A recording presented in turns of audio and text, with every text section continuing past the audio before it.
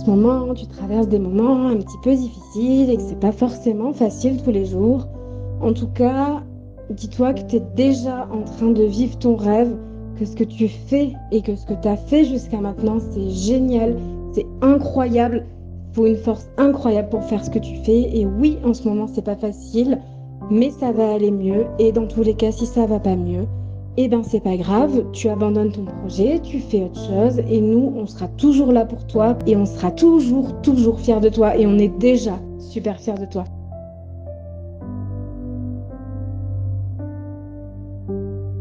Eh ben salut, j'espère que vous allez bien. Bienvenue dans cette nouvelle vidéo. Ça fait un petit moment que j'ai pas filmé et je vais tout vous expliquer. J'avais envie de parler avec vous parce que ma vie a drastiquement changé, c'est-à-dire que j'ai réalisé mon rêve. Pour moi, un rêve, c'est quand tu as une envie grandissante en toi parce que tu as l'ultime conviction qu'en réalisant ce rêve, tu seras forcément heureux. Je l'ai réalisé en partant vivre en Espagne, à Barcelone, il y a à peu près 1 mois et demi. Donc j'ai vendu les 3/4 de mes vêtements, l'intégralité de mes meubles, et j'ai dû dire au revoir à ma famille, à mes amis, et de me jeter dans l'inconnu. Mais c'est beaucoup plus compliqué que ce que je pensais, parce que des fois, il y a peut-être un petit peu un fossé entre ce rêve que tu as dans la tête et que tu t'imagines, et une fois que tu es vraiment en train de le vivre, ça peut être complètement déstabilisant, en tout cas ça l'est pour moi, parce qu'il y a une pression autour du rêve, parce que forcément dans ton esprit, il va t'apporter de belles choses. Actuellement, le négatif, on va dire, est un petit peu plus présent que le positif, et je me pose des questions et je me dis que ce que je m'étais toujours imaginé, ce que je pensais qui allait me rendre heureux dans son apogée, c'est pas forcément le cas. Il y a quelqu'un qui s'est invité dans ma vie et qui était pas du tout prévu et que je m'en serais bien passé honnêtement, c'est la perte de confiance. Quand je suis arrivé en Espagne, j'ai été dans une auberge de jeunesse, donc c'est-à-dire que j'étais dans un dortoir avec 5 à 8 personnes à peu près. Personne ne parlait français et je parle pas espagnol. Oui, je sais, vous pouvez vous dire, mais pourquoi t'es parti vivre en Espagne alors que tu parles pas espagnol? Alors certes, ça m'aurait facilité pas mal de démarches, mais je m'étais dit, allez, lance-toi et t'apprendras sur le tas, de toute façon. Quand tu te retrouves de ton petit appartement à Toulouse, seul, à un dortoir avec 8 autres personnes, ça crée un véritable chamboulement. En plus de tout ça, j'étais pressé par le temps. Parce que ce qu'il faut savoir, c'est que Barcelone, certes, mais c'est magnifique, mais le point négatif, c'est que les loyers sont très chers. Donc je devais rapidement trouver vite un logement pour pouvoir payer le moins de temps possible cette auberge de jeunesse. C'est que j'ai tout lâché en France. J'ai lâché mon métier, je suis vraiment arrivé comme ça, avec une petite cagnotte de mes meubles que j'avais vendus, de mes vêtements. Mais je suis pas Crésus quoi, enfin je roule pas sur l'or, mais j'avais cette pression du coup de devoir vite me dépêcher. Et c'est pas simple, parce qu'en Espagne, je ne suis pas le seul qui débarque et qui cherche un appartement. Après une multitude de recherches, j'ai réussi à trouver une colocation. Donc trop cool, je me dis ça y est, ma vie barcelonaise va enfin pouvoir réellement commencer. Je n'ai jamais vécu en coloc. Quand je suis parti de chez mes parents, après, j'ai directement vécu seul. Je dois apprendre à les connaître tout en vivant avec eux en même temps, ce qui est assez déroutant en fait. Enfin, je sais pas, on n'a pas de mode d'emploi en fait pour faire une colocation et on apprend sur le tas. Je me suis vite dépêché pour trouver une auberge de jeunesse, pour la quitter, pour trouver une colocation. Il s'avère que la coloc où je suis actuellement, elle est temporaire. Donc je suis déjà à la recherche d'un nouveau lieu. Ça fait 2 mois que mon cerveau s'est pas mis en mode pause. Tout d'abord, une timidité extrême. Le fait déjà qu'il y ait cette barrière de la langue, j'ose beaucoup moins aller vers les gens, parce que j'ai peur, parce que je manque de confiance et je me dis que forcément ils vont pas me comprendre ou je ne vais pas les comprendre. Et du coup, ça réduit vachement les liens sociaux. C'est comme, imagine-toi, t'es à la cour de récré, t'es le petit nouveau qui débarque à l'école, tu vois plein de gens, mais qui ont l'air cool, qui ont l'air souriants, drôles, etc. Et tu peux pas aller les voir, tu peux pas aller leur parler, parce que tu sais qu'ils ne te comprendront pas. Pour vous raconter une petite anecdote, l'autre fois j'ai été faire des courses, et arrivé à la caisse, donc je dépose mes produits, mes articles, le caissier les passe un par un, et il s'arrête sur un article, et là il me regarde et il commence à me parler au sujet de cet article. Il y avait tellement de monde derrière moi qui faisait la queue, lui il parlait tellement vite, que ma première réaction, ça n'a même pas été en fait de lui demander de parler plus lentement ou de répéter, parce que j'ai conscience, j'arrive dans un nouveau pays, j'ai fait le choix de venir dans ce pays sans parler la langue, donc c'est à moi de faire des efforts, c'est à moi de m'adapter, il n'y a aucun problème là-dessus. Mais sur le moment en fait, j'ai tellement été pris de panique que ma première réaction, ça a été de prendre l'article qui posait problème et d'aller vite le reposer. Je doute tout le temps de mes capacités, je me dis est-ce que c'était un trop gros challenge pour moi? J'ai peut-être pas les épaules en fait pour vivre à l'étranger, parce que je suis quelqu'un d'hypersensible, il faut le savoir. Quand t'as tout le temps un bourdonnement dans ta tête qui te dit tu n'en es pas capable, tu vas pas y arriver, rentre en France, il y a un moment tu commences à te dire c'est peut-être la solution en fait. Et donc tout ça, au-delà de jouer sur mon attitude, ça a joué sur ma santé mentale, c'est-à-dire que je me suis mis à passer mes journées enfermées dans ma petite chambre, à dormir, à pleurer. Je dirais pas faire une dépression parce que j'ai trop de respect pour les gens qui malheureusement vivent des dépressions. Et pour moi, tu peux pas prétendre faire une dépression le temps que t'as pas vu un médecin qui te dit que tu as vraiment cette maladie. Donc on va dire que j'étais plus dans un état de déprime, et je l'ai encore actuellement, et ça jouait même sur ma santé physique, que mon corps par moment était recouvert de plaques d'eczéma. Mais le fait aussi que ça fait 1 mois que j'ai rien publié, c'est qu'en fait je n'y arrivais pas. J'arrivais pas à verbaliser ce que je vivais. En plus de tout ça, il faut savoir que j'ai un rapport à l'alimentation qui est assez compliqué. J'avais fait une vidéo notamment là-dessus, où je vous expliquais que moi quand je suis triste, quand je suis pas bien, je me réfugie dans la malbouffe. Et le problème c'est que mon corps a changé. J'ai pris du poids forcément parce que je fais plus de sport, parce que c'est bizarre à dire mais je suis tellement pas bien que j'arrive plus à me faire plaisir. Quelque part, comme si je me punissais moi-même en fait, et je me disais, là tu traverses tellement de choses compliquées que t'as pas le droit d'être heureux en fait. Quand tu traverses une perte de confiance, tu peux par moments aussi être ton propre bourreau. Donc le fait que je me réfugie dans la malbouffe, j'ai grossi, mon corps a changé, et là actuellement, devant le miroir, je me plais pas. Et c'est un cercle vicieux parce que du coup, quand je me regarde, j'aime pas le corps que je vois actuellement,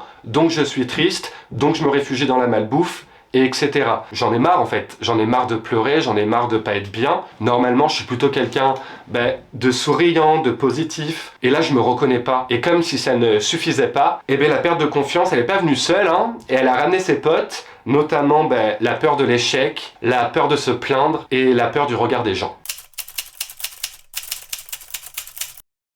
Parce qu'encore une fois, comme je vous ai dit, je pense vraiment qu'il y a une pression qu'on se met autour du rêve. Forcément, il faut que ça te rende heureux, sinon ça peut pas s'appeler un rêve. Et moi, ça en est venu à me complexer. Je commençais à me remettre en question, à me dire, est-ce que c'est toi, Laurent, qui sais pas apprécier le moment présent?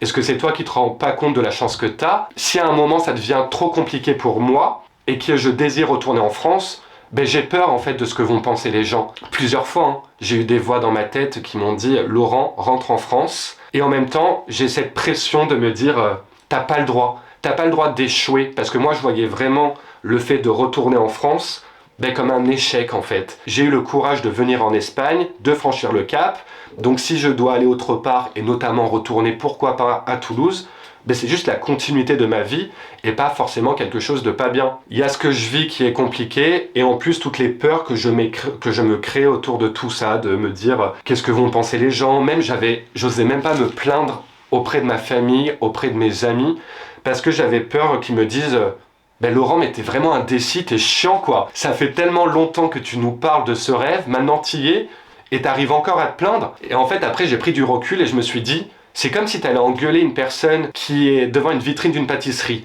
qui voit un trop bon gâteau au chocolat qui lui donne vraiment envie, et là, ça y est, elle est prête à le manger, elle le goûte, et il s'avère que le goût ne lui plaît pas.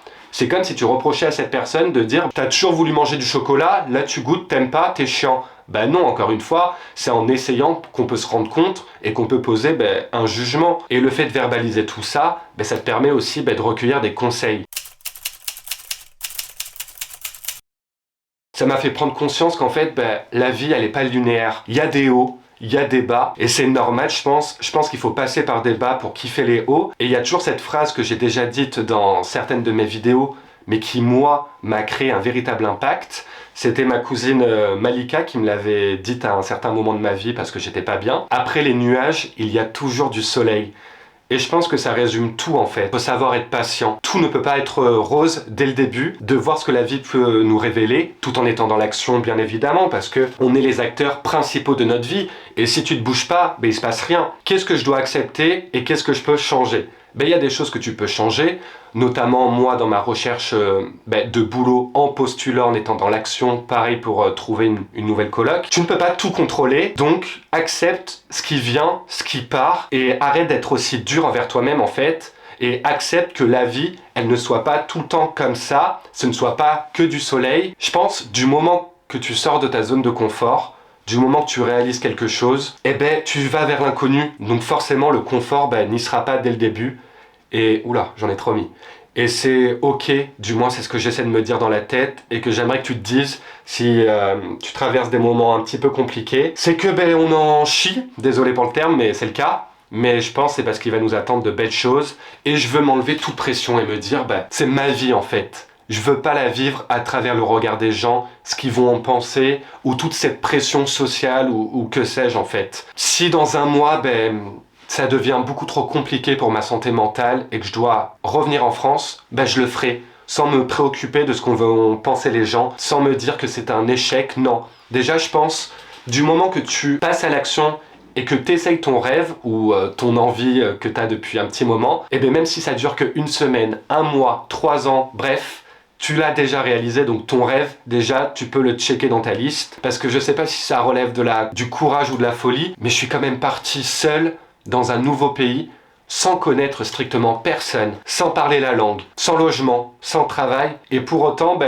là j'y suis, donc c'est pas la vie que j'espère avoir dans quelques mois parce que je veux qu'elle soit différente de tout ce stress et je veux retrouver confiance en moi. Mais pour ça, il faut passer par des petites turbulences pour revenir vers une vie un petit peu plus paisible. En tout cas, je l'espère et je vais tout faire pour. Et vous voyez, c'est pour ça, il faut verbaliser nos émotions pour les vivre pleinement auprès de nos amis ou comme moi là en vidéo. Le fait de les dire à voix haute, ça fait du bien. Ça exorcise un petit peu cette voix négative que je peux avoir des fois dans la tête. Nous-mêmes, on saurait conseiller nos amis. Alors, les conseils que tu donneras à un de tes amis, essaye de les appliquer aussi envers toi-même. Parce que je le répète à chaque fois, mais on est notre propre priorité. On est la personne avec qui on va vivre tout au long de notre vie. Donc s'il y a bien une personne à qui il faut qu'on donne des bons conseils, c'est à nous-mêmes en fait. En tout cas, ce qu'il faut que tu retiennes de cette vidéo, c'est ne mets pas la barre trop haute en fait. T'es déjà en train de réaliser quelque chose, d'être dans l'action et c'est déjà beau en fait. Donc ne soyons pas exigeants envers nous-mêmes. Laissons-nous le temps aussi de vivre les changements, de se les approprier et juste de se dire encore une fois que tout est éphémère dans la vie. Et c'est pas parce qu'en ce moment c'est compliqué pour toi, que tu vis mal une certaine situation ou que sais-je, que ça le sera tout au long de ta vie. Non, pas du tout. J'ai beaucoup papoté, mais je crois que j'en avais réellement besoin. Ça m'a fait du bien. Et n'hésite pas à t'abonner à cette chaîne YouTube, à la commenter également, à me parler de quels sont tes rêves. Je suis curieux de savoir un petit peu, du moins si t'en as envie. Et puis je te fais des très gros bisous. Merci beaucoup encore une fois de prendre de votre temps pour regarder ma vidéo. Parce qu'en fait, je ne fais que raconter ma life. Je te fais des gros bisous et surtout n'oubliez pas, soyons pétillants à la vie, aux autres, mais surtout envers nous-mêmes. Mouah.